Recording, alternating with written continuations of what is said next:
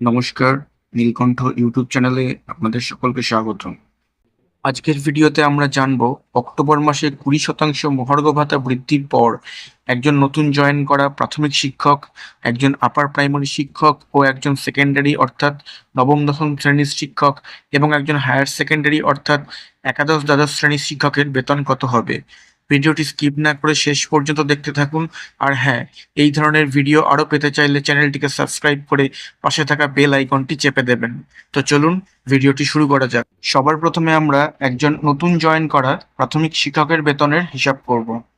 রোপা 2019-এর pay matrix অনুযায়ী একজন প্রাথমিক শিক্ষকের বেতনক্রম শুরু হয় লেভেল 9 সেল 1 থেকে, অর্থাৎ একজন নতুন জয়েন করা প্রাথমিক শিক্ষকের বেসিক পে হয় 28,900 টাকা।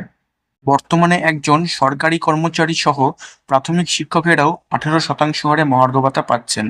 সম্প্রতি যে 20% মহার্ঘ ভাতা ঘোষণা করা হয়েছে তা যোগ করলে আগামী অক্টোবর মাস থেকে মহার্ঘ ভাতার পরিমাণ হবে 38%।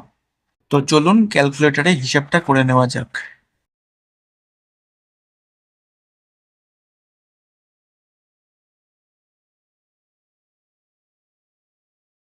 28,900 টাকার বেসিক পে এর উপর 38% মহার্ঘ ভাতা হিসাব করলে হয় 10,982 টাকা। এবার আমরা হিসাব করব এইচআরএ বা বাড়ি ভাড়া ভাতা, যা কিনা মূল বেসিক পের 12% হয়ে থাকে।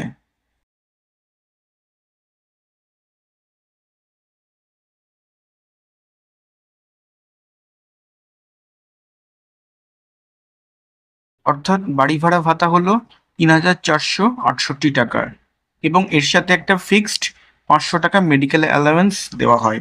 এবার তাহলে গ্রস স্যালারির হিসাবটা করে নেওয়া যাক। গ্রস স্যালারি হলো বেসিক পে, ডিএ, এইচআরএ এবং এমএ, এই চারটির যোগফল।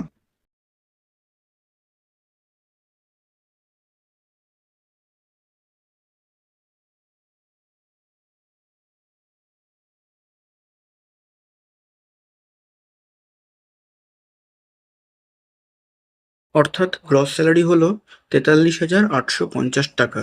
এই প্রসঙ্গে জেনে রাখা ভালো, চাকরির প্রথম 1 বছর কোনো জিপিএফ বা জেনারেল প্রভিডেন্ট ফান্ডের টাকা কাটে না। 1 বছর পূর্ণ হওয়ার পর থেকে তা মূল বেসিকের মিনিমাম 6% হারে কাটতে থাকে।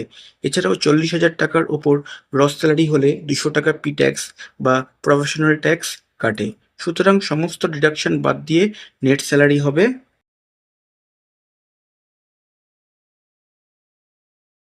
43,650 টাকা। এই হলো অক্টোবর মাসে একজন নতুন জয়েন করা প্রাথমিক শিক্ষকের বেতনের হিসাব। এবার আসি অক্টোবর মাসে একজন নতুন জয়েন হওয়া আপার প্রাইমারি এবং নবম দশম শ্রেণীর শিক্ষকের বেতনের হিসেবে। রোপা 2019 অনুযায়ী একজন আপার প্রাইমারি এবং নবম দশম শ্রেণীর শিক্ষকের বেতনক্রম শুরু হয় লেভেল 11 সেল 1 থেকে, অর্থাৎ শুরুর বেসিক পে হয় 33,400 টাকা।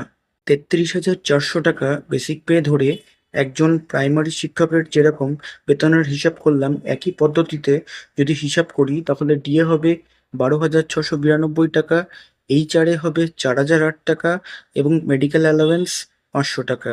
অতএব গ্রস স্যালারি হবে 50,600 টাকা। তা থেকে 200 টাকা পি ট্যাক্স বা প্রফেশনাল ট্যাক্স কাটলে নেট স্যালারি দাঁড়াবে 50,400 টাকা। সর্বশেষে আমরা হিসাব করব আগামী অক্টোবর মাসে জয়েন হওয়া একজন হায়ার সেকেন্ডারি বা একাদশ দ্বাদশ শ্রেণীর শিক্ষকের বেতন। রোপা 2019 অনুযায়ী একজন একাদশ দ্বাদশ শ্রেণীর শিক্ষকের বেতনক্রম শুরু হয় লেভেল 15 সেল 1 থেকে, অর্থাৎ শুরুর বেসিক পে হয় 42,600 টাকা। একই পদ্ধতিতে 42,600 টাকা বেসিক পে ধরে যদি আমরা হিসাব করি তাহলে ডিএ হবে 16,188 টাকা, এইচআরএ হবে 5,112 টাকা এবং মেডিকেল অ্যালাওয়েন্স 500 টাকা।